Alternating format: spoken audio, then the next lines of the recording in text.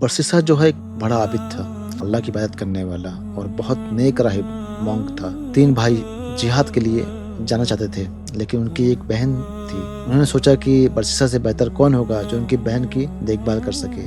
جب برسیسا کے پاس آئے تو برسیسا نے ترنت منع کر دیا، کیونکہ وہ کسی عورت کے قریب نہیں آنا چاہتا تھا۔ شیطان برسیسا کے پاس آیا، اس سے یہ کہہ کر دھوکہ دے دیا کہ اگر تم اس کی دیکھ بھال نہیں کرو گے تو کوئی غیر نیک آدمی اس کی حفاظت کرے گا۔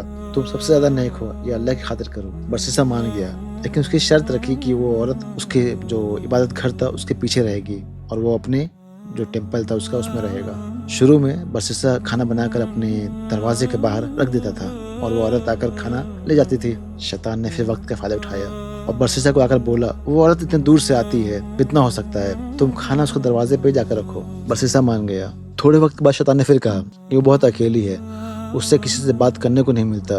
برسیسا نے سوچا وہ مان گیا۔ پہلے وہ گھر کے باہر سے چلا کر بات کرتا تھا، لیکن شیطان نے کہا اندر جا کے بات کرو تاکہ باہر کے لوگ سن نہ سکے۔ آپس میں رشتے بن گئے اور آخر میں برسیسا سے ایک بڑا گناہ ہو گیا، زنا۔